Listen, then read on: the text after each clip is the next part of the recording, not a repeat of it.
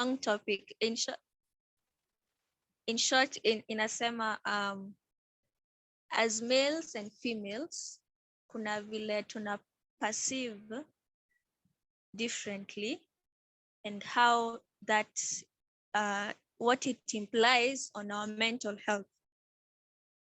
And I think this conversation kwa wale walikuwa in our previous Zoom session, it was headed in that direction, and there was a lot of things that were coming up that were really...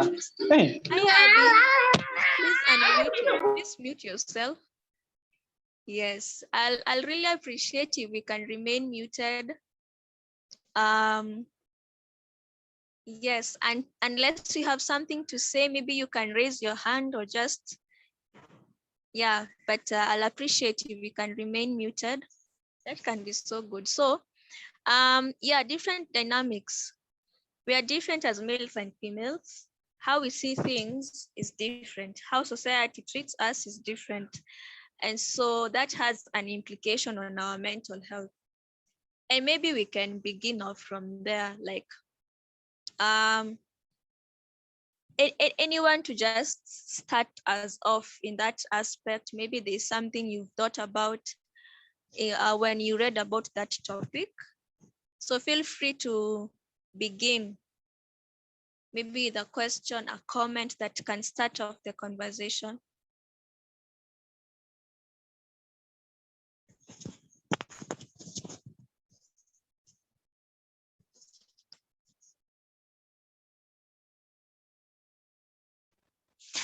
Grace, I think I have a question in regards to the topic. Okay. Yeah, as in, I think I just like to understand, are we talking about how our different perceptions as male and females affect our mental health, or how we perceive mental health differently as male and female? I don't know if I've made myself clear. Yes, you've made yourself very clear. And I actually think we can answer both questions. I think both questions can be answered. And yeah, I don't know if anybody else has an opinion on that.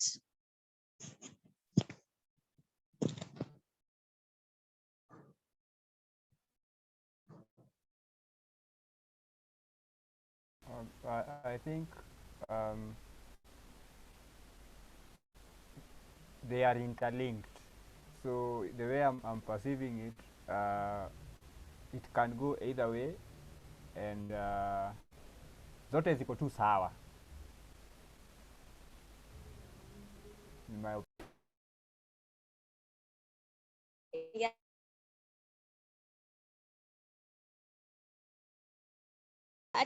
Thank you, Kamal, for that. So different dynamics, and also how us men and women view mental health. So the floor is really open by the way for us to just come in and share our views and our thoughts about males and females and how we view mental health, and also the different dynamics, when our perspectives and how it implies to make across the board, like generally.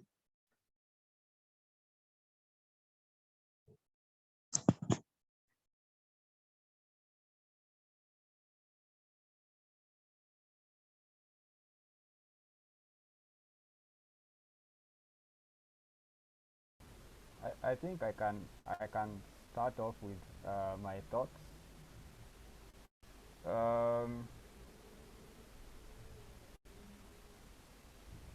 I don't think there is that much of a big difference the way men and women perceive issues of mental health, but I think there is a difference in the way men and women respond to their mental health issues, for example. And I think this comes to maybe our psychology, our different psychology, or the way we handle issues, because for men it is really difficult to ask for help. I don't say that we don't ask for help, but it is really difficult for us to ask for help. because we try to solve issues fast, and then ikishindikana, then now we start looking at the possibility of asking for help, and it is a whole process for you to like once you agree that you need help, it is a whole process before you even take the first step, because the way our psychology is logic majorly. So you like start looking at who can I ask for help, what are the repercussions if I ask this person for help, how will they perceive me, are they in a position to help me. So it is like um, my internet is unstable, so nikipotea mtaniambia. So So that that is how we look at things. We approach them from, we have a problem, we need a solution. Are we in a position to solve it? No. Who is in a position to solve it? And then also, I've never attended therapy, so maybe psychologists can help us. I think therapy for a man, if he does not understand the logic of what the therapist is saying in terms of how he's supposed to go about solving his issue, that becomes problematic, because he has to see how A leads to B, then B leads to C, until he gets to wherever he needs to be. So that's my take. Thank you. thank you Kamau for that. Kamau amesema in terms of men are logical, and so they probably approach almost everything in a logical way. Na ameleta hiyo aspect ya therapy. Honestly, if I can say,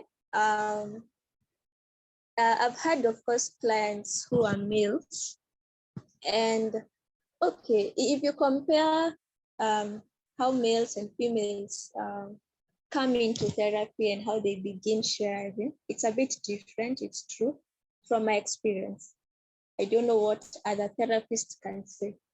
So you'll find some men will not understand the whole process of therapy, because sometimes it's about sharing only, and maybe just listening. I give you feedback, and then probably if you're the kind of man who looks for a solution hapo, you look and na upate hakuna, because now solutions in therapy sometimes are found after the whole process is continuing, like 5 sessions in, ndo naanza sasa kuona, because the initial sessions inakuanga the exploration. I'm just giving an overview of what therapy means for a man and a woman. So for a man, probably see as a waste of time, 5 sessions in, just talking.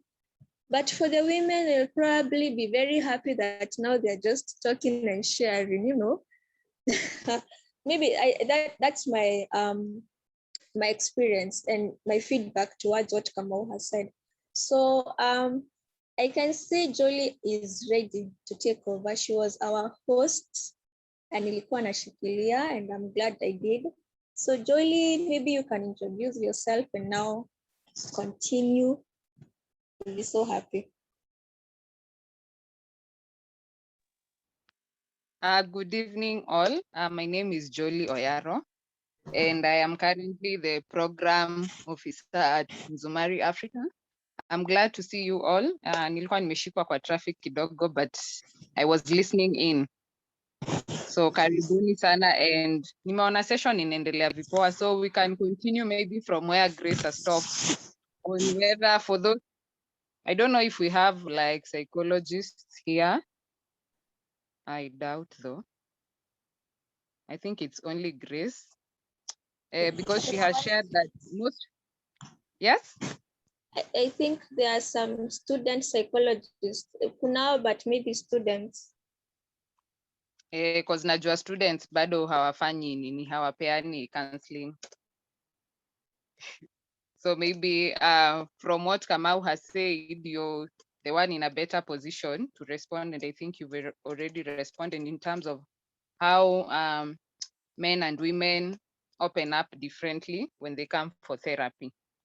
I was also like reading somewhere that sometimes you find that men, when they are in relationships, they tend to be much okay rather than women. Like wakikuwa in relationships, I feel that form of isolation. So in a way, it's like they find, let me say what, wanna find some form of comfort when they are in relationships. I don't know whether that is true.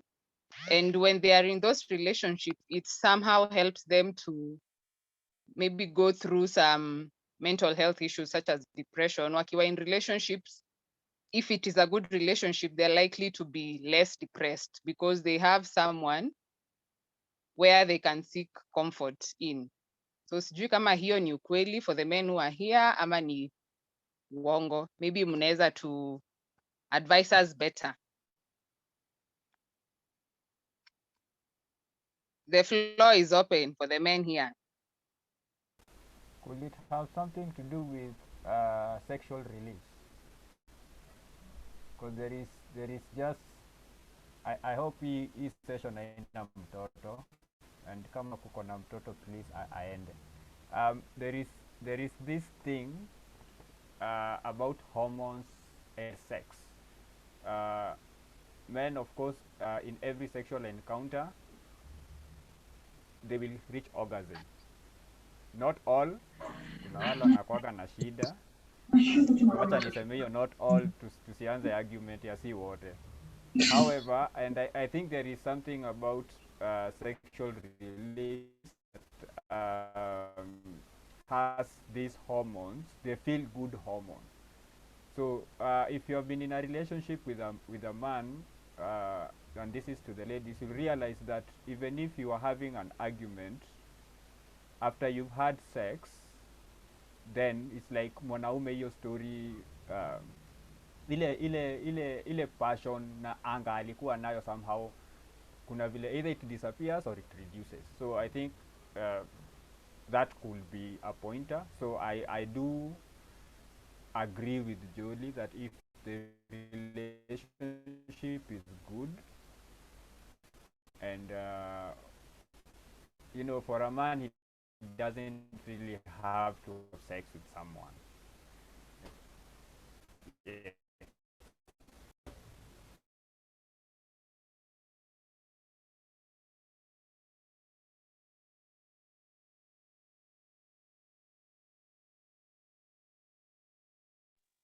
I think we lost Kamau. Ama is it me alone? We kind of Hello? lost him. Hamjanisikia hiyo story yote nimepiga hapa. No, tumekusikia, but the very last part when you are saying you are agreeing with me partly. No, I'm not agreeing with you partly. I am agreeing with you Fully, because okay. of that, because of that part of the sexual release releasing good feel good hormones.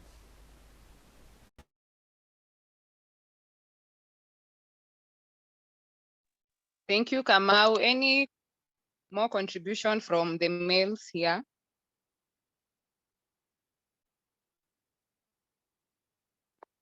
Eric, la tujakusikia.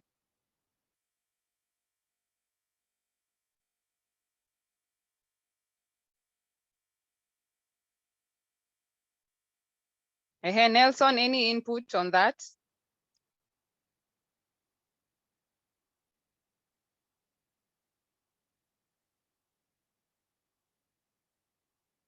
Okay, so I assume silence means that we all agree with whatever I have shared.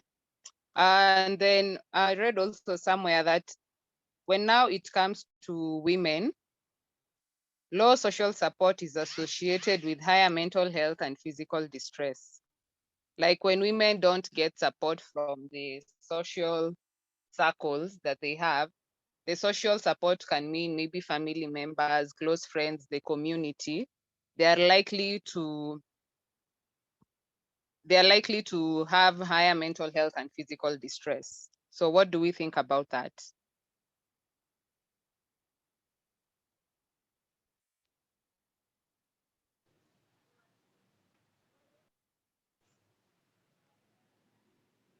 Jolie, I can contribute something. Okay, thank you. Yeah, I think on that point that you've just said, yeah, women, I could never agree, because I think to some extent, women, most of us, we like being in social circles, like somewhere we feel we can be heard, somewhere we feel we can just socialize and talk, and it feels nice when you have like friends who are supportive, or even just people you can just talk to and have fun with.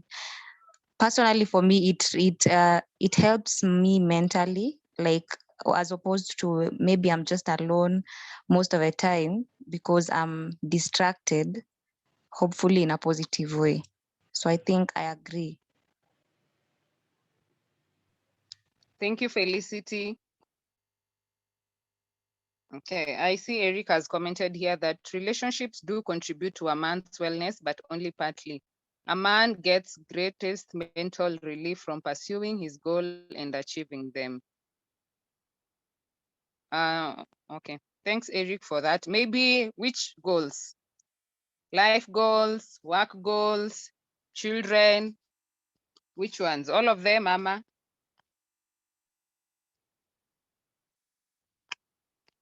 So moving on.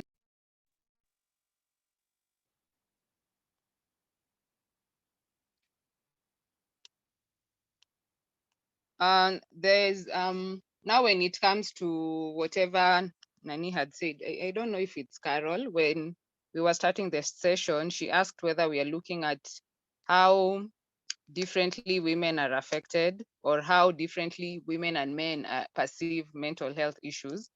And I was just thinking, like, how do mental health issues manifest in female that is way different from men? For example, if for a guy, tutajuaje ana go through a mental health issue yenye ni different from how mwanamke ataonyesha? Like, how can we tell that this man is going through a mental health issue, this woman is going through a mental health issue? Like, differently, hizo dynamics ni gani? What can be able to tell us that?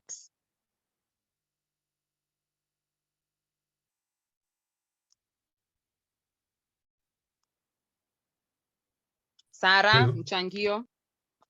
Oh, okay. Yes, you can go ahead, Oti. For me, I think for a man, mostly a man would seclude themselves. That is, they get to a point of separation. Because mostly men want to face issues on their own. In most times, they don't seek help from others in the first phase of, the problem-solving issue. They usually want to face it head on before they can seek help. Ikifika point yenye ameona sasa hii imenishinda, ndio anasiki anaenda kuambia mse mwingine, lakini for him he'd like to seclude himself, face it head on kwanza. So the first maybe the first sign is someone separating themselves from a group or the normal interactions. Then another thing is also to some extent they are not productive. That is, they are stressed out a lot, especially given the kind of responsibilities that a man has in terms of the societal responsibilities as opposed to a woman, or sorry, a lady. So I think that's my contribution.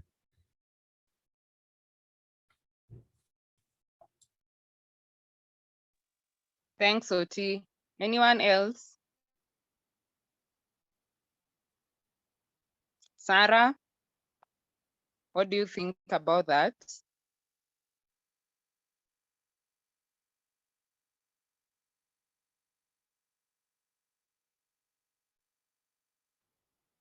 Okay, Euphemia, any contribution?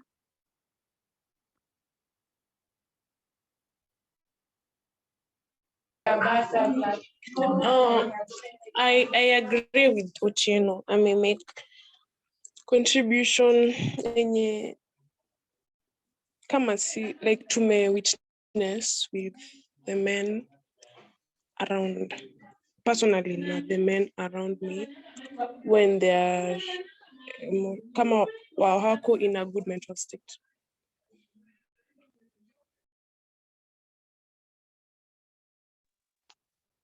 Okay, thank you, Euphemia. Joiner.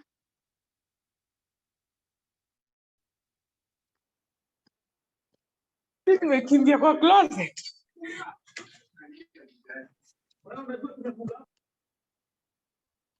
Okay, Grace. Okay, I'll try answer how to know if a woman akona mental health issues. And I think it's something, Lianza could reflect, I think it's something, but I stand to be corrected. I need it to be an argument if it can be. You'll find, ukitaka kujua kaa dem mama madhe akona stress, atakuwa na outbursts mingi sana. Kwa nyumba ni kelele. Maybe job pia kelele. Dem, ama okay, wote wawili kulia like kukuwa triggered na something that quote unquote can be deemed as something small. Okay, maybe to them is not small, but okay, kitu tu kidogo pia, but hatuwezi sema okay. Unajua mimi ni psychologist, but anyway, I know mnanishika. So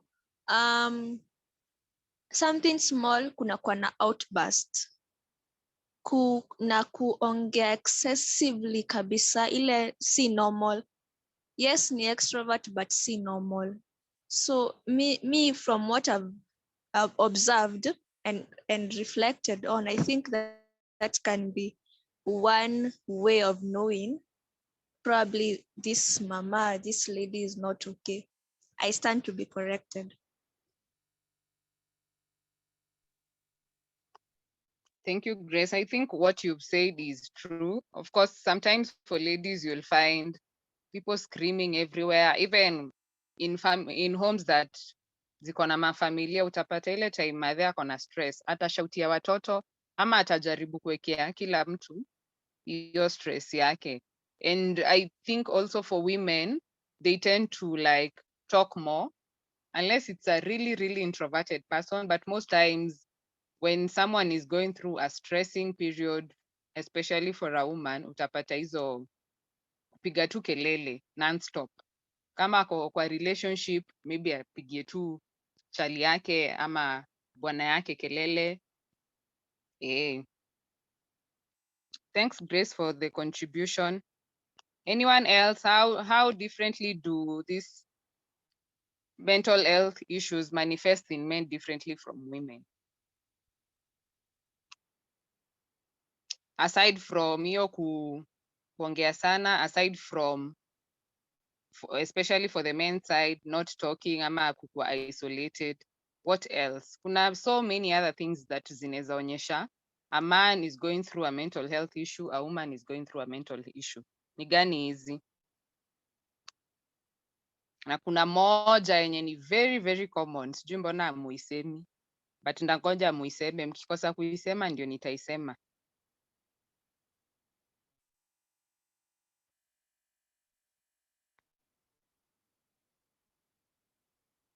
So Eric says, going by my last point, a good indicator of a man having mental health issues is deviating from his purpose, no motivation to do things he was once passionate about. Yes, that's true.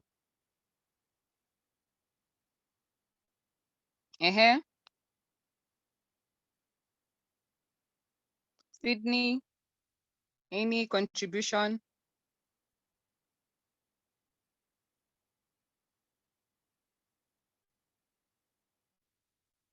Abby?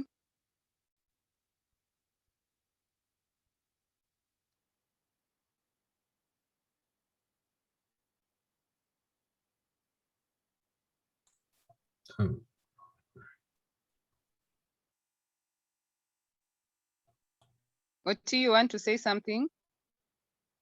Okay. I think nilikuwa nataka kusema but nimeona someone has highlighted in the chat about drugs and stuff.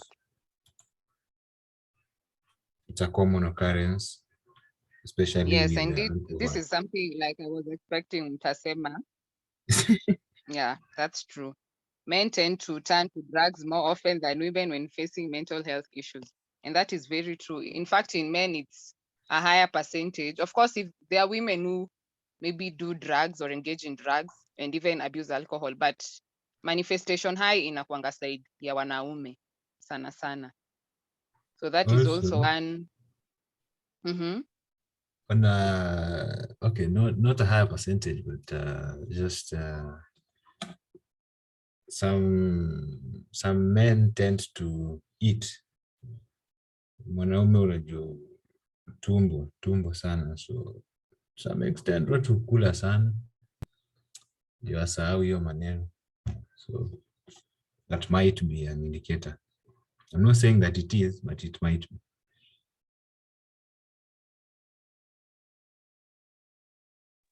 Yes, that might be an indicator, true. Also, something else is that I think this is for both men and women, like mtu alikuwa very active, so they now become less active, especially physically. They just want to sleep, they just want to sit, they just want to eat. Yani mtu tu anakula, anakaa tu. And you know, with eating, inaweza lead pia, stress eating can lead to some people becoming obese. So utapata kuna wale, they are very inactive, so they just sit around, they just eat. Akikula, ananona tu, ananona tu, ananona tu. At the end of the day, you find that hii stress yake ameitoa kwa ile side ya chakula. And akitoa kwa hiyo side ya chakula, ana become, of course kunona is not bad, but anakuwa ile like obese, that it is very ina affect his health negatively. Maybe breathing ni ngumu, kutembea inakuwa ngumu, like an issue. Yes. Now, on that point, on the contrary, I think ladies tend to keep away from food, but under stress, they can't eat. So unapata sasa, instead of now going towards the obese side, wanaenda towards the thinning side.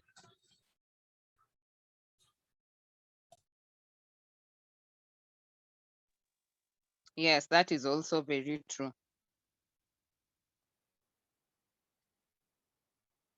So maybe I'll throw this question to Grace. What are the statistics on suicide rates attributed to mental illness in men stroke women? But I think these statistics, maybe to start answering, they differ from country to country, but most times you find that it is more in women than men in most countries. Alafu pia, it's because now women report more often than men. So that's where the difference comes in, because women wanakuanga very ready kuongea than men. So unapata even as these statistics zinachukuliwa, ya women ndo itakuwa recorded. Ya men haitakuwa recorded fully because most of them did not contribute. Did not go to report ama seek help. So data yao ina miss somewhere. Maybe Grace can help me further on that.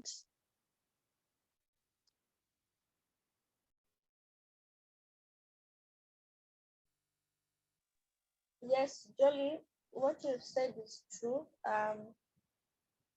But if I can be honest, I think the data that is collected haikuangi yote complete, because kuna kuanga na cases mingi sana zenye haziko reported. And sometimes I think if we were also to get data on the attempts of suicide, I think tungekuwa more shocked. Mliona juzi kwa news wakisema for 83 people in a span of 3 months died by suicide. So yes, it is true in women it is higher. However, men have more lethal ways of. For men, once they try, it's probably a done deal, because it's more lethal. Because men are naturally aggressive people, so their aggression will also be channeled into wanting to die by suicide. So yeah, I don't know if I've answered the question, Abby.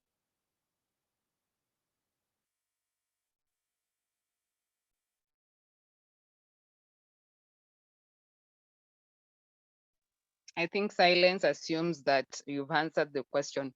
So something else that are also nitawatupia a question like ni situations gani zina exposing women to mental health issues that are different from men? What are these situations that expose women to mental health issues zenye ni different kwa wanaume? Of course, it will be biological, it will be psychological, it will be physically. So what are these differences?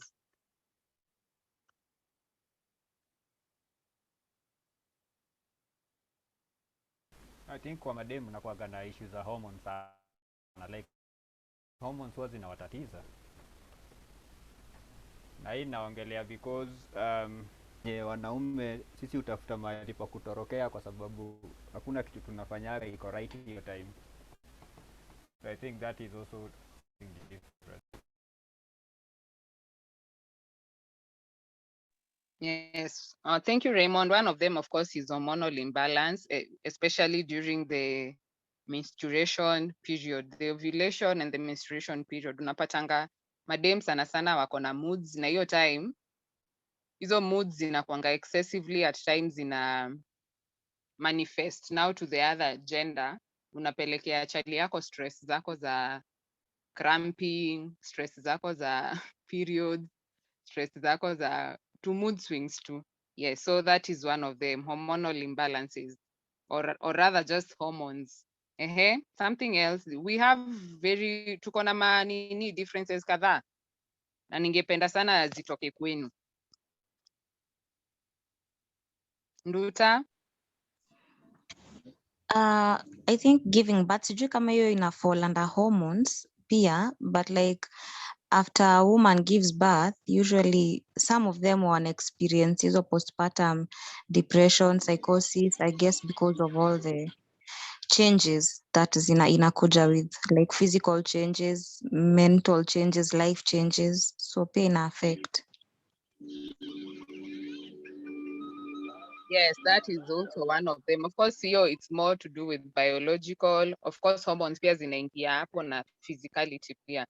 Because there are those that are even after like giving birth, especially for those wenye wali undergo through CS, ama hata the normal deliveries, utapata even when the body changes, this person used to be small, sasa amekuwa mkubwa, unapata anaanza kukuwa na body issues, inamletea stress. Ama unapata pia huku nje, kuna ile time ushazaa, unaanza kuambiwa usijiachilie, ukijiachilia utakaa mama. So those things make some women hata they don't even want to eat for the sake of having a perfect body. Na sijuangi perfect body ni gani, because again we cannot all be the same size. Hatuwezi kuwa wote ma size 8, ma size ma 15, wengine wataenda wapi? So yes, that is also one way that women experience these mental health issues. Any other?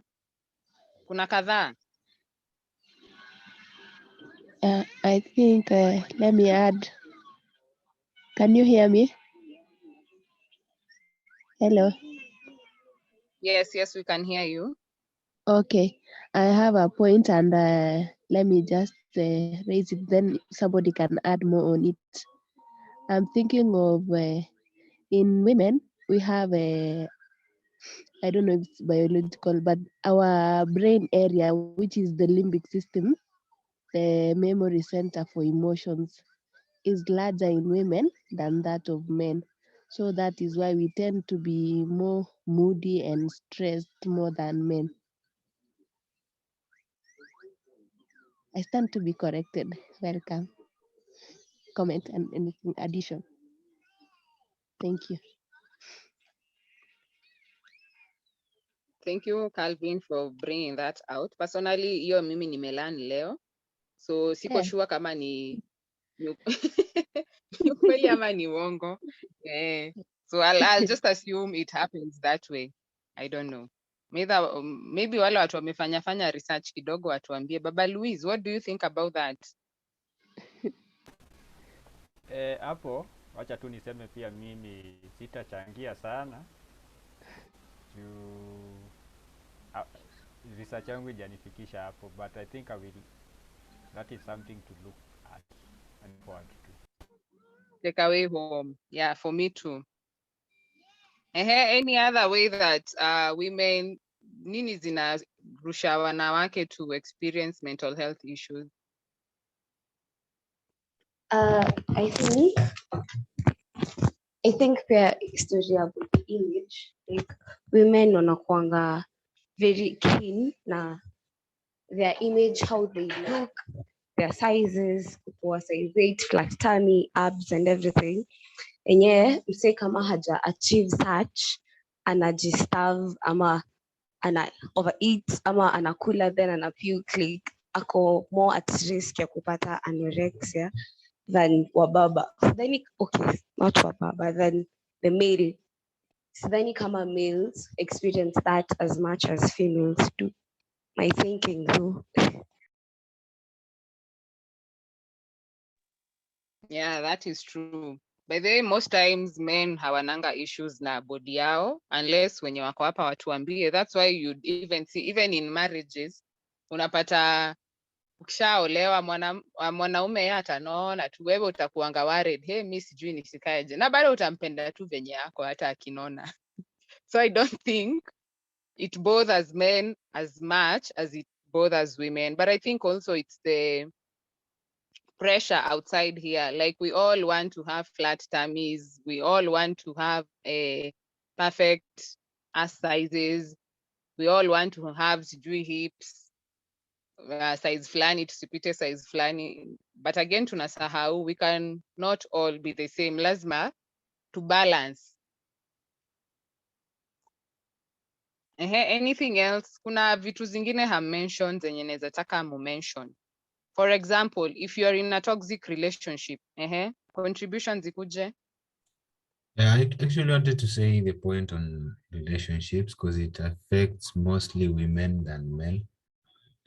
Find that it's easier for a man to move on than a lady, and also given that ladies mostly give their all in a relationship, and also what I can see Joyna has mentioned is violence in a relationship also affects more of the female side than the male side. Yes, because most times when you find women in relationships, perpetrators wengi ni wanaume. Not saying that women don't also violate their men, but most times unapata women suffer more than men because there's that difference in power relationship. Maybe you have a man mwenye ni mkubwa kushinda, so hata ukijaribu kufight na yeye anakuchapa tu. Kunaweza kuwa na hiyo instance, but pia siku hizi we see that women have also become violent in relationships. We've had cases of women beating their husbands, women beating their boyfriends, women chopping off the manhood of their man. But in real sense, of course, this happens, but statistically, women suffer more than men when it comes to violence. It could be physical, it could be sexual, it could be emotional, it could be even verbal.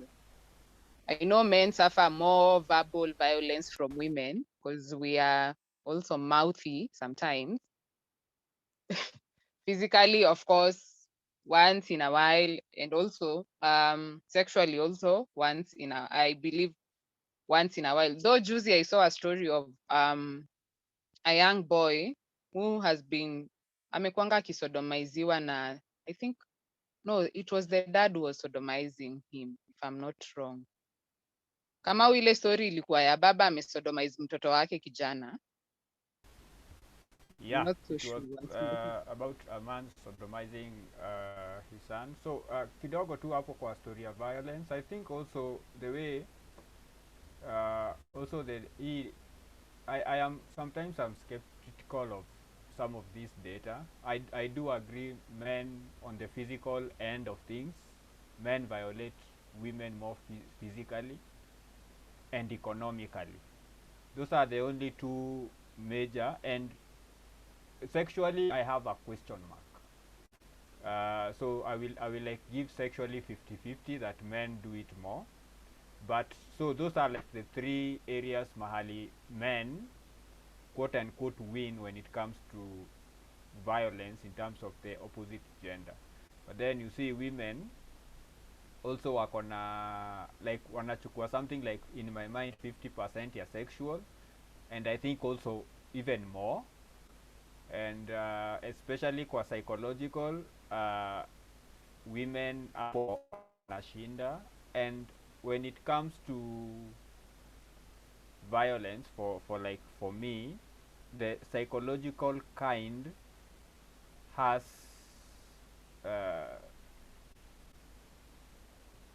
greater impact in terms of lasting trauma, because unajua kama ni ngumi umepigwa uko na black eye inaweza kuwa treated, and also it is visible, people can intervene and ask questions. But when it is psychological, and that is where women win, is that one, a lot of times wanaume huku nje wanaishi na mashida.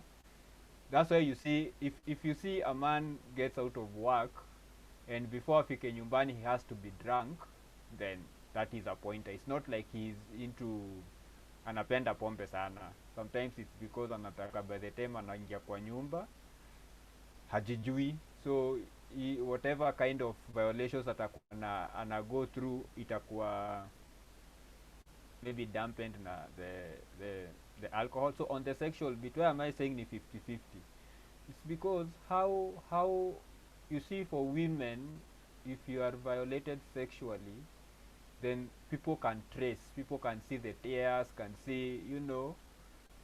But for the men, I mean, what proof do you have that you can show that it's medical that umekuwa violated? And secondly,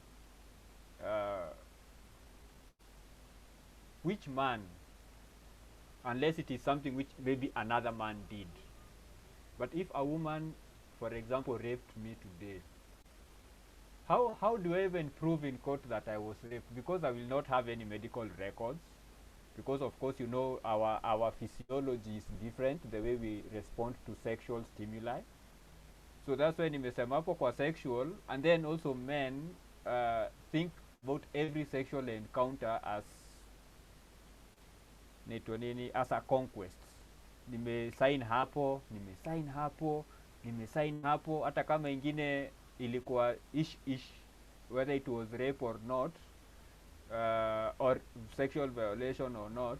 But I will just go with like, when we define rape the way we define it, then think it is 50-50. Hapo sitasema wanaume do it more or women do it more. However, if it is about the feeling of being violated, the recognition that somebody violated me, then women get violated more.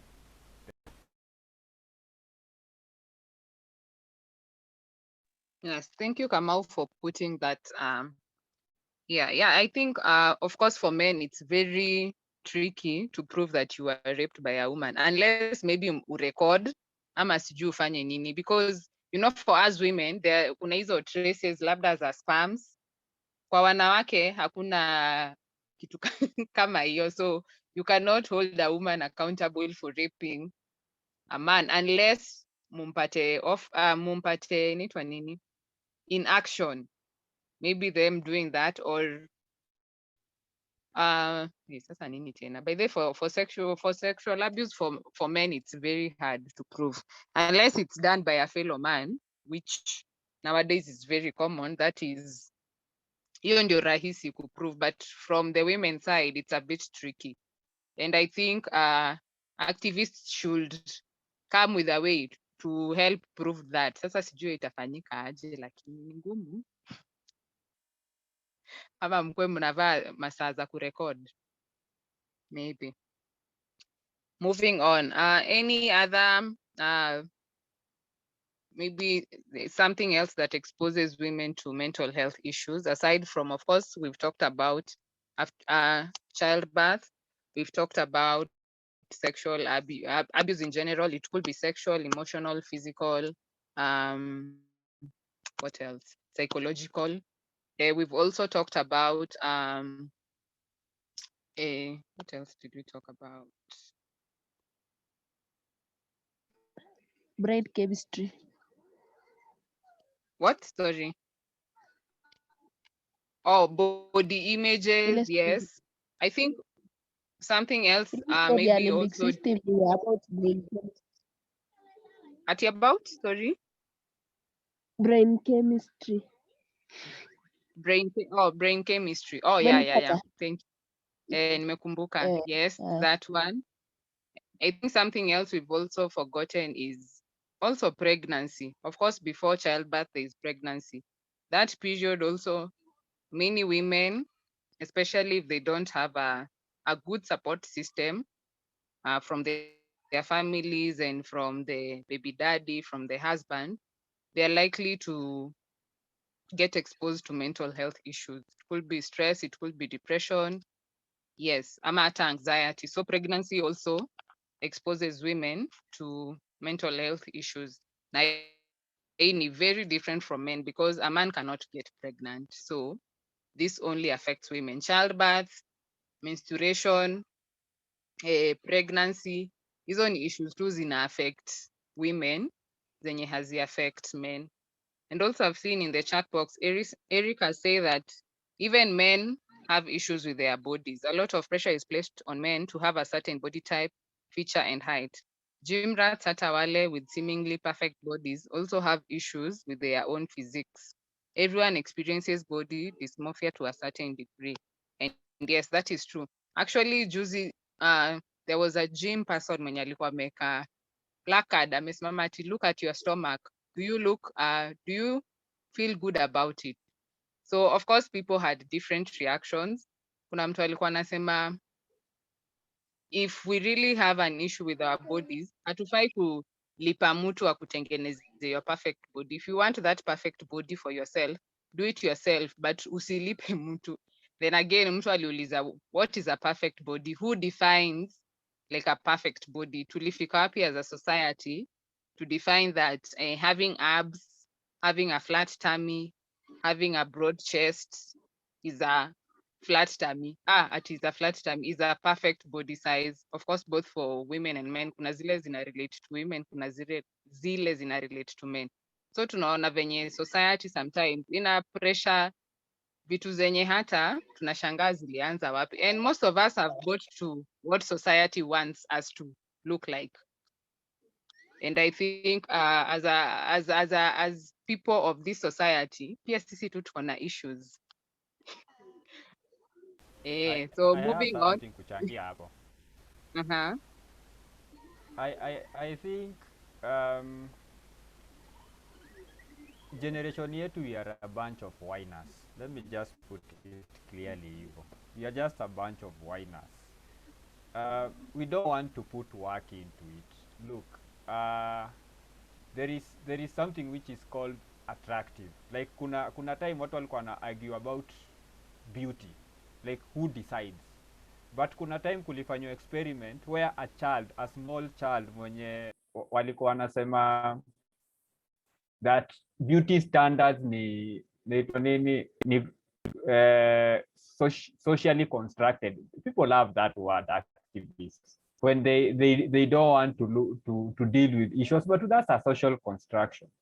However, walifanya experiment and realize that children, like infants, wale wadogo, who have hawajaanza hata kuongea, so huwezi sema like wamefunzwa, there's a way the story ya symmetry na hiyo mathematics yote inakwanga kwa sura ya mtu that like huwa ina determine beauty, like waka realize that is not even, so it's not constructed, it is something innate. Like we all do not have told that woman is beautiful. If a woman is beautiful, even the women, and it is not like huyo dem hata akiwa Afrika, akiwa huko mahali watu bado wajadiscover manguo huko kwa zile mabushi za Amazon or something, they will respond to the beauty. So it is not something socially constructed. And there is this thing about when a good body, abs hazikujagi tu hivyo wakati uko na mafuta mingi kwa mwili. So abs inakujaga wakati umefika level ya body yako imefika mahali penye it has mafuta kiasi. I'm not like, kuna wale watu very extreme, and also it is not okay when you have mafuta yenye like too little of it, because mafuta ni mahali fuel is being stored, so there is also a dangerous kind of being ripped. However, unajua women will respond, like majorly a lot of women will respond to a man who has a certain physique, because that physique shows strength, because women want protection. No matter how much tutasema we are independent and hizo vitu tunasemaga, you want a man who can take care of business. You want a man who can respond in case kuko na a threat. And mtu mwenye ako na kitambi hezi hata kimbia ikikuwa sasa mtu hata, you know. And also there is this kuna hii shape fulani where the hips are semi exaggerated, but where people can, you know, the hips in a woman, like unajua kuna dem tu akipita wanaume utaona tu wanaangalia. Most people think ni haga, but most of the time inakwaga hips juu kuna vile hips inakujaga na haga, but ukiona dem kuna vile tu hata akiwa na hips lakini hana ass. Pole mwenye hata lodi kitu kwa YouTube abilipizi words. Kuna hiyo form of, kuna ile inavutia, and men like women with big hips. Why? Because tunataka watoto, and you'll realize madem wale huwa ni kuna certain size ya mwili where the hips utaona like they are exaggerated, they are visible vizuri. So wakati unakuja unaongeza tires hapo kwa tumbo, so ikifika kwa hips haionekani. And I just think also we also need to agree that we need to have a healthy society. We are just too lazy. Hizi mafuta ndio zinafanya tunashikwa na diabetes when people, a young child as young as like 12 years 13 years ako na hii diabetes inaletango because of obesity. Like, what society do we want to live in? So we just put in the work. Huyo jamaa mimi nilimsupport, watu waangalie tu tumbo zao, na kama ufurahi na ile kitu unaona, wacha excuses, because it is also not good for you. Wengi wetu kawa wanaume ni biabeli na nyama choma. Kuna wale wenye ni ugonjwa, but that is a very small percentage. Hatuwezi tumia hii small percentage kufanya watu wengine wakuelezi. So let's just assume 10% have that body because of medical conditions. Wale 90% nini wanafanya? So if you to deal na 90% au 10% tukiwatafutia madawa. Oh, poleni. Asante. Thank you so much, Raymond, for that contribution. I can see Otia Nasema, I beg to disagree with Ray to some extent on the point that women want security in terms of physical appearance. Maybe Oti, you can explain that in audio to Skekwanini. Then Eric says having a flat tummy is hyped because abdominal fat is a source of many health issues. Good physique is an indicator of good health. Na vile kama amesema, it is an innate feature. That is why certain features are liked by each gender. Yes, maybe Oti elaborate more on why you disagree with Kamau, especially in terms of women wanting security in terms of physical appearance. This is my point. I believe that security is a whole lot of aspect in terms of first starts with the confidence of the man. It's not a matter of bodily appearance that you can. Okay, a small percentage it proves that someone who is well built can offer security, and that is why we have bouncers and stuff. But then again, in terms of interpersonal relationships, I believe women largely or hugely look at the confidence of the man rather than the bodily appearance of the man.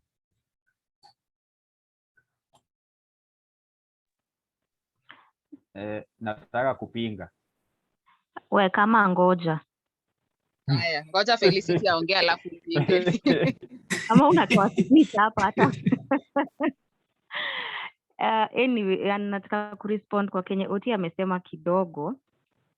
I think in regards pia tuna whatever kama amesema, when I see the man, first of all, the first thing nita notice ni physical appearance yake. Naturally, I will believe that a man who has a certain physique is capable, wakati kuna issue inahitaji physical protection, ata step up more than maybe mtu anakaa mdogo ama anakaa mnyonge. Yes, maybe si mnyonge, lakini physique yake yenyewe inaonesha anaweza kuwa hayuko up to the task. But also the confidence definitely is key, kwa sababu maybe mtu anaweza kuwa na mwili kubwa alafu hana confidence. But in most cases when someone has hata hiyo body way inakuja na hiyo confidence ya kujua anaweza tackle kitu. So I think hapo naweza disagree kidogo. Thank you Felicity. Kamau, do you still want to say something? Because naona kwa comment usha agree na Felicity. Ninasema tu hakuna mtu akujai kama amevaa confidence. You know, the first thing that we see is the physical appearance. And also, kuna mtu aliuliza this simple question. If a person is so lazy they cannot take care of themselves, how do you expect them to take care of you? Thank you. Thank you, Kamau. Oti, sorry, before we continue. Okay, Yes, Oti? I'm not differing, but then again, I want to look at it in a point of view that, yes, we're looking at the body appearance and stuff. That is the first thing that we notice. But then again, you notice that we do not fall in love, or we do not get into a relationship because of the body. We are attracted with the body. But then again, what will keep you there is the way this person is able to handle issues.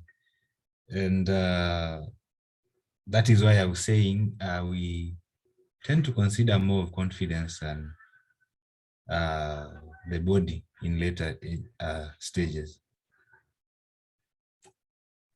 Yeah, I'm glad hapo mwisho umemaliza in later stages, because una realize you get to know someone better, you get to learn them better. So unajua huyu ni mwili tu ako nayo, lakini ikifika pale kwa vita ama si vita, like kujitolea kukushield ni tricky. So yes, thank you Oti. So as we conclude, now we tumeangalia like what exposes women to mental health issues. Now on this other side, I think maybe before we move to the men's side, maybe something else that might also be kinda a burden to women. We know that most women are caregivers.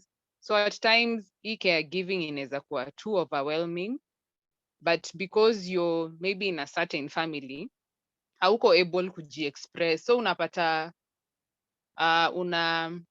unakuwa overwhelmed sana, mpaka unakuwa na ma-stress, huwezi ongea na mtu, especially if labda umeolewa in another family. Hiyo si familia yako, so because you want to, hiyo ni familia yako, but because you want to maintain a good name, hutaki kuonyesha hii kazi ni tasking, ama this role nimepatiwa inani expose to stress. So unapata unashikilia hapo. At the end of the day, you're exposed to stress. Stress iki escalate ndio ina lead to depression. So I think that also just the caregiving nature ya women sometimes in our exposed to mental health issues. So now we move to the men's side. Ni nini ina expose men to mental health issues differently from women?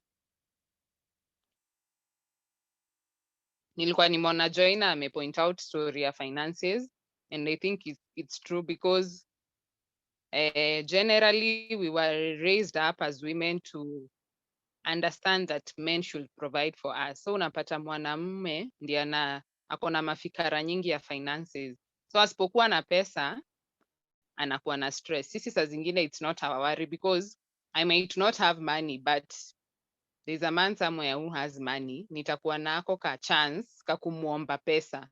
Si ati ni it's something sure bet but at least kuna hiyo a loophole. For men inakwanga bit hard akiwa hata na issue ya pesa hata kuambia bibi yake mwenyewe ama hata girlfriend yake mwenyewe. So I think finances, how it affects the mental health of men is so much than how it affects ya women. Haya, tukiendelea nishawapatia Mwakenya. Next.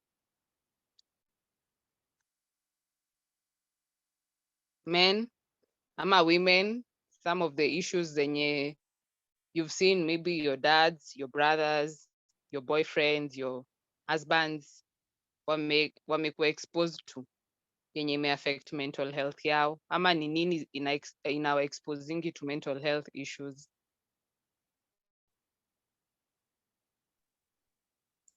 Maybe I can just say a point. Unaona, once upon a time, this man was able to perform sexually, and then maybe in his later life, akikuwa mzee okay, si mzee sana, maybe 45, 50, anapata erectile dysfunction. So yeah, namfanya mental health inasumbuka. Yeah, tu hata venye umeongea pia hapo kuna wale pia wenye wanakuanga na premature ejaculation, so that might also affect their mental health. Something else, I see infidelity exposed my girlfriend to mental health. Wait, let me read it well. Infidelity exposed my girlfriend to mental health illness. She's sad. Oh, I think Abby is trying to say that some men are wanakuanga unfaithful, that leads to mental health issues among women. So I think hiyo ni ya side ya women. So tukiendelea men. I think story ya infidelity I think huwa ina hit men more, in my opinion. This is an opinion. When a man finds demu yake akicheat on him, has more damaging effects than when a woman finds a man cheating on her. I think it is about societal expectation. Like somehow women understand that men wata cheat, but men cannot fathom that a woman will cheat on them. Yes, that's very true, Kamau. You actually realize men are more jealous than even women. Sisi tunajifanyanga hapa tuko jealous, but just sit around alafu labda mtu wako aone ukikatiwa na mtu mwingine, wanakujanga na hasira zingine. But, and I agree, like for a woman to forgive you kama umecheat inakuanga rahisi, but for a man it will take him so much time ku accept that he was cheated on. Inamsumbuanga sana, by the way. So hapo, yes, I agree. Like infidelity affects men more mentally. Ni ile tu sasa inakuanga ngumu for them to express, but if you find a man mwenye maybe the girlfriend or the wife cheated, you have a conversation, wanakuanga na roho ingine, inaitwaje, uzito ingine kwa roho yao, yani ya kutoamini. Yes. Anything else that exposes men to mental health issues more, yenye ni different from women?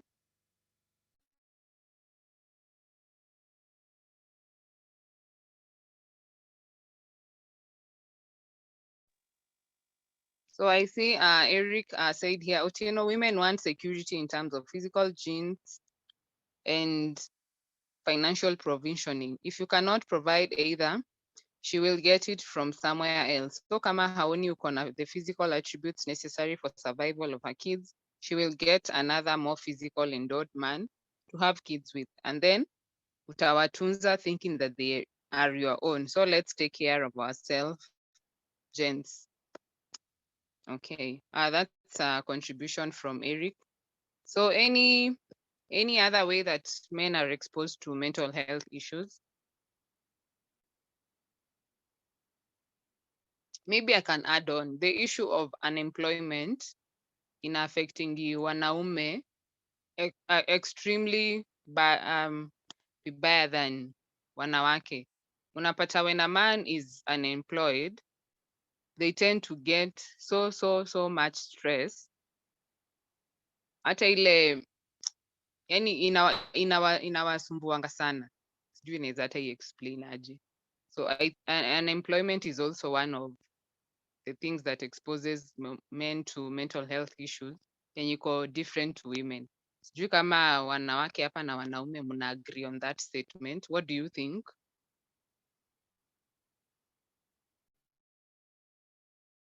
I agree. Women will, if a woman loses her job and she has a man, yeye ako like niko na mtu ata take care of business. But if a man loses a job hata kama bibi yake ako kazi, it's not the same. Mwanaume anajua that he still bado majukumu itamfuata tu even in his unemployed state. Yeah, thank you, Raymond. Someone else had their mic on. Sijui ilikuwa nani? I think you wanted to contribute. I don't know if it's Grace or Abby. Ilikuwa mimi. Oh, Sarah. Okay, thank you.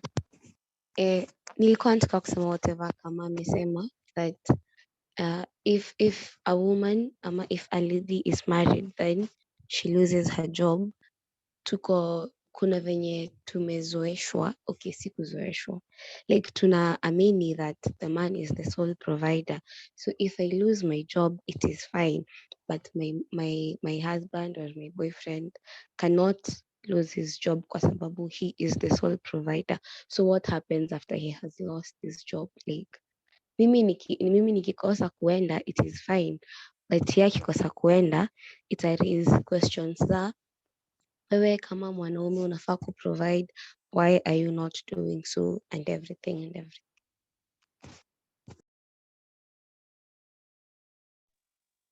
Yeah, thank you, Sarah.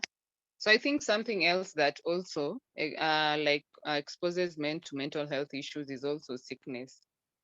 Most men hawapendangi wakiwa wagonjwa, wanaonanga ni kama it's like they should not be sick. So hiyo kitu inawa affectingi vibaya sana. Wanaume, what do you think? Mnapendanga mkiwa wagonjwa?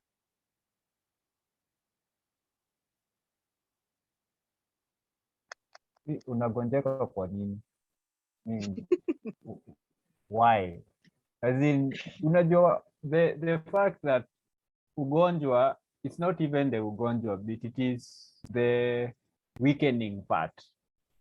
Because when you are sick, you are vulnerable. You need somebody to take care of you. Iko tu na like a lot of where a man feels I'm not in control. Men like to be in control even of things that are even out of their control. So I think majorly that is the issue. It's not even the ugonjwa bit, it's you being weak, you depending on somebody else because of the state that we are in. Okay, thank you, Kamau. I can see a question on the chat box. Between men and women, who is more hit by death of a partner? Hey, swali ni tricky. Contributions between men and women, nani anakuanga hurt sana, hit na death ya the other partner?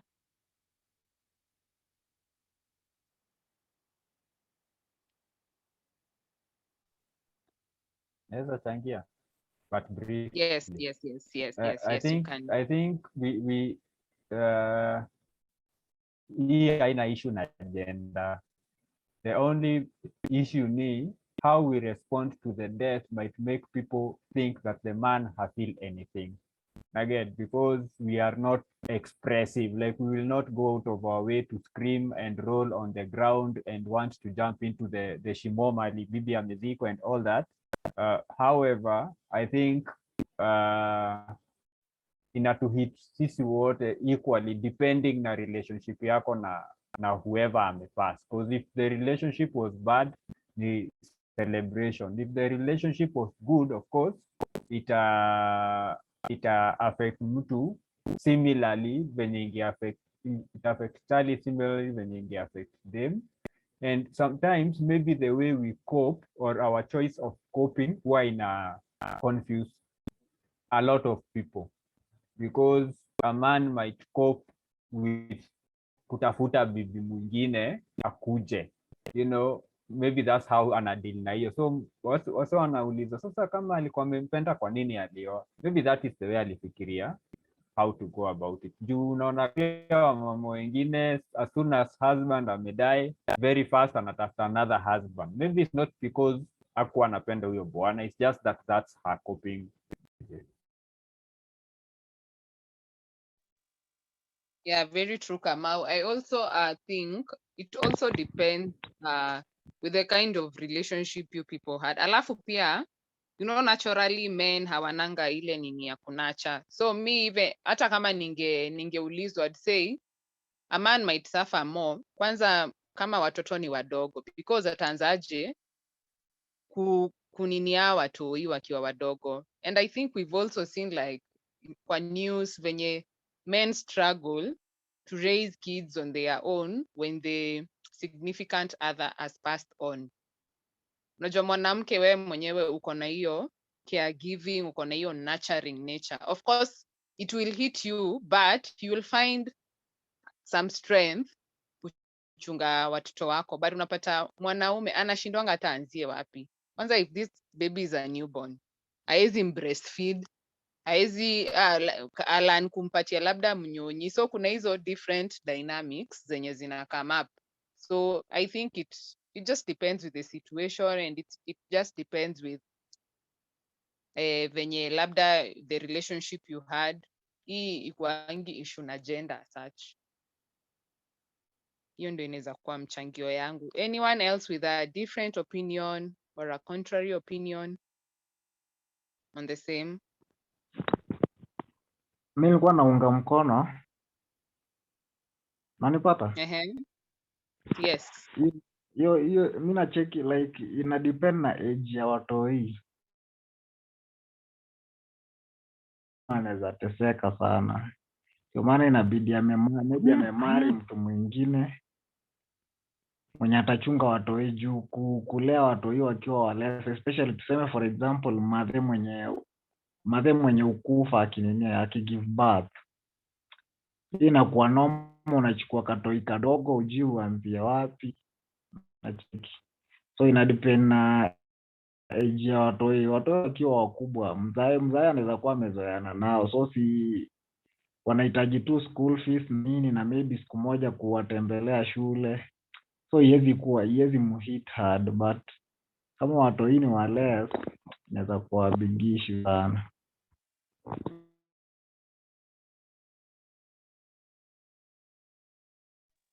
Yeah, that's very true, Zach. Anyone else before we close our session? Any feedback from the whole session? Any other inputs? Okay, nilikuwa na issue ingine yenye ina bring mental health ya wanaume chini, ni police brutality. Hii issue ya police by the way huwa wanalemeanga wanaume sana. Kama sahii ukiona wase wenye wanauawa na hizi cases za police brutality zina happen sana kwa men. Hata ukikuja hapo raunda huwa wanakuja wanashika tu wanaume, hujavaa mask, hujafanya nini, tao pia the same. Like ni rare sana upata ameshika females.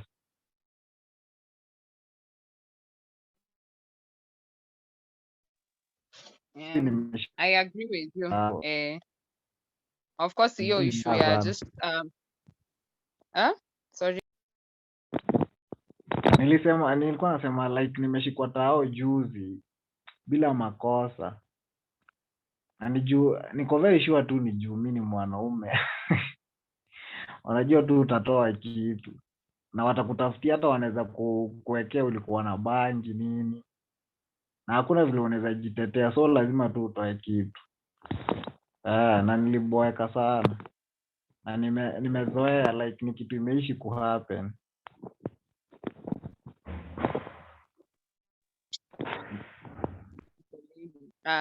Hiyo sijui hata naweza sema nini, but yeah, police I think just the law in general inakuanga unfavorable to most men. In fact, hata hizi issues tu normal za maybe gender based violence etc utapata when a man goes to report wataanza kumchekelea labda hapo, so reception is already negative.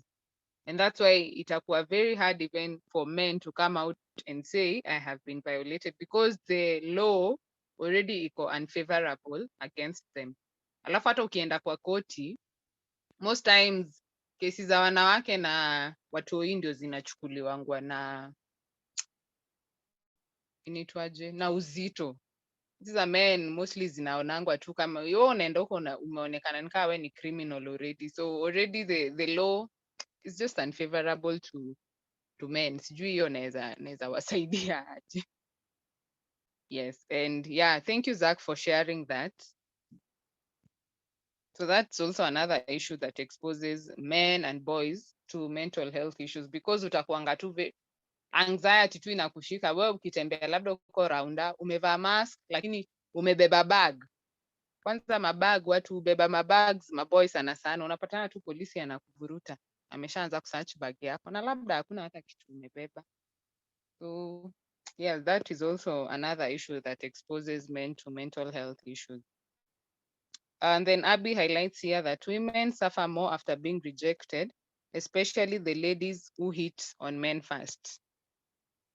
Definitely that is true, because naturally we are not supposed to hit on men naturally, but of course kuna zile situations utapata mdem amehit on a man, so when they get rejected definitely utafeel vibaya. It's the same way even a man when he likes someone, ameinvest, labda amekuwa akifanya homework yake nini, alafu aende kukatia udem amkatae, ana feelingi vibaya sana. Jolly, mimi niko na Frank, hiyo swali. swali yako ni ngumu. Yes, Felicity. I think hata inalingana naye. Ukisema naturally we are not supposed to hit on men, like as in what do you mean? Because me, from what I have been told, even acha nitumie my personal example from my own parents. Na ni babangu ni mtoko na miaka wewe.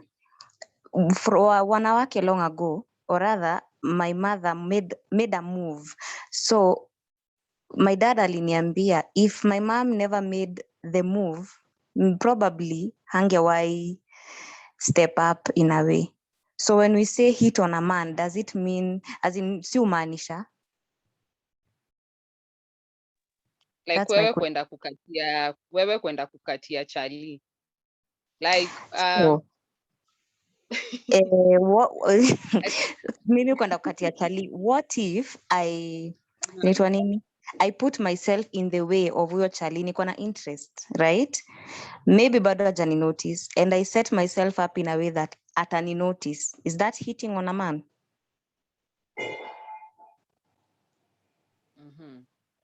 Naweza changia hapa. Please do. Hata mimi. That is Yeah, not same here. that is not like exactly hitting on a man. That is just you doing what you are supposed to do. Make a man believe that he's the one who noticed you, that he's the one who made the first move, but actually you are the one who did that. Because let's be honest, most of the time it's women who like notice us and also give us those signs, ndio tunaanza kuwafuata. But wale wakukuja tu like wewe ni aje boy, mimi nakutaka nini, that kwa wanaume wengine inakuwa very weird.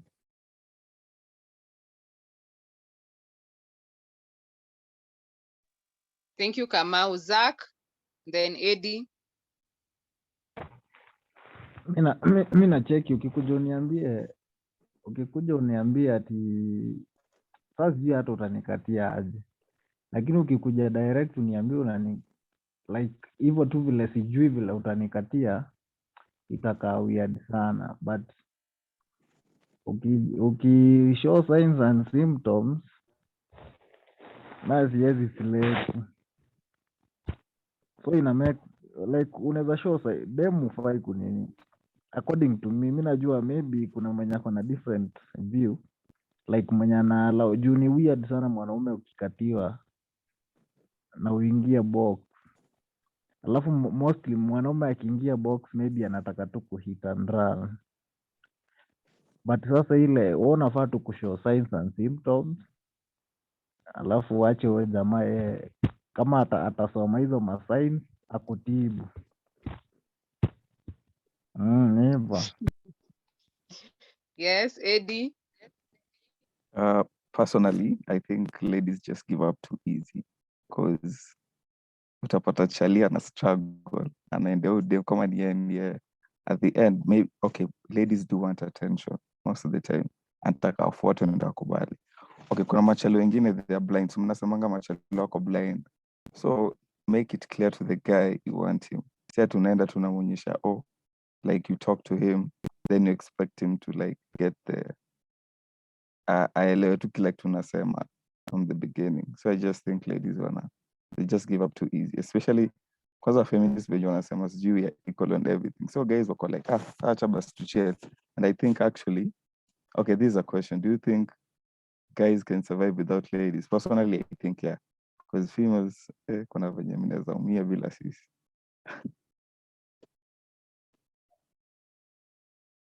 Hey, we've been asked a question. Do we think a man can survive without a lady? I think that's the question, right, Eddie? Yeah, that's the question, yeah. Hey, question.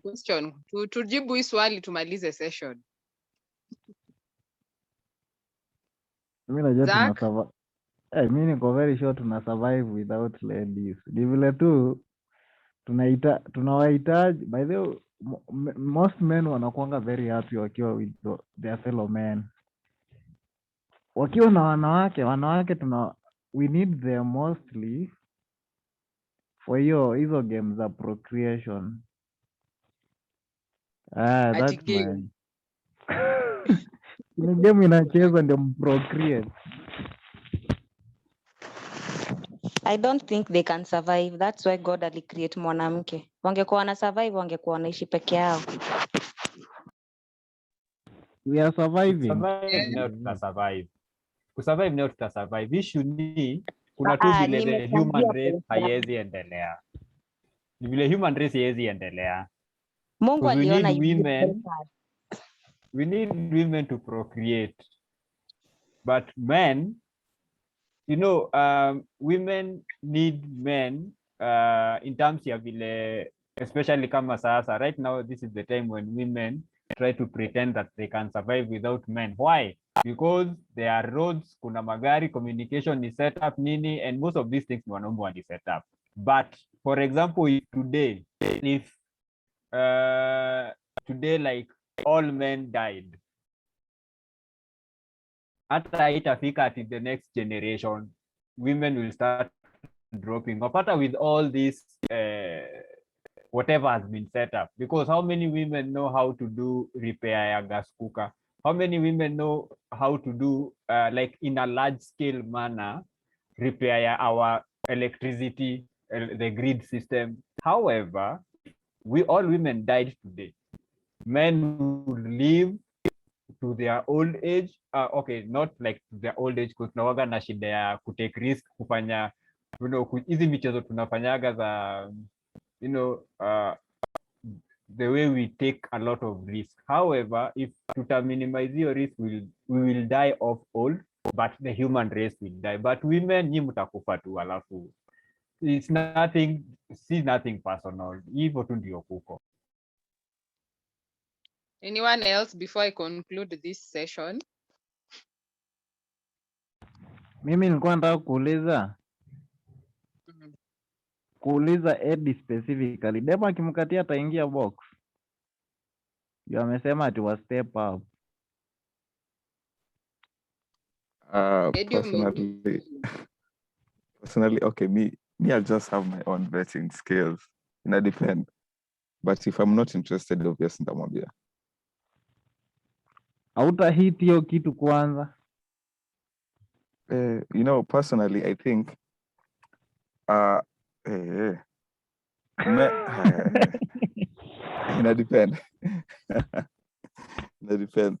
Because you know, females are very sensitive. You know, females are very sensitive when it comes to. Hello? Yes, yes. Females wanakuanga very continue. sensitive.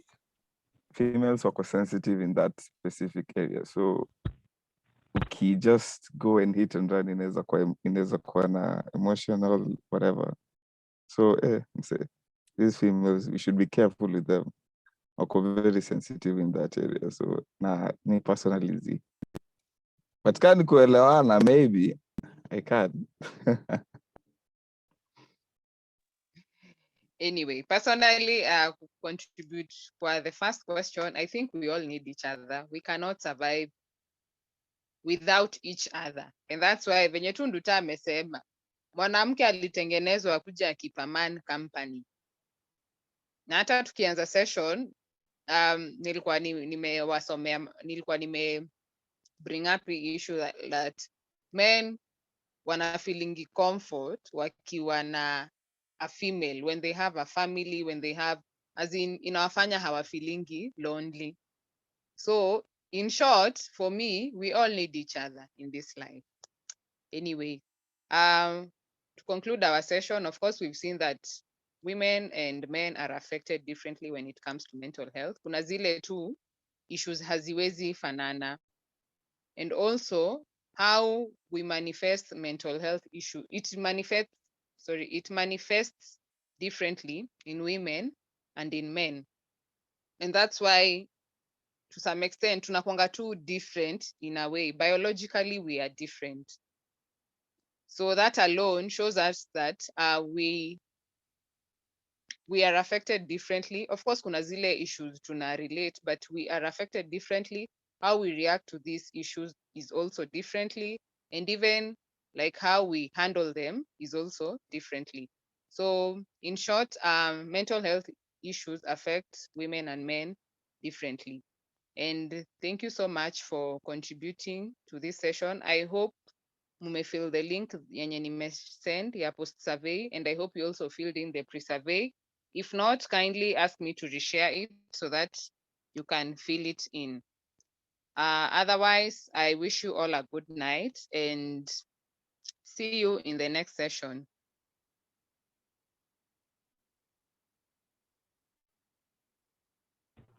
Good night. You can unmute yourself and say bye. Bye. Bye.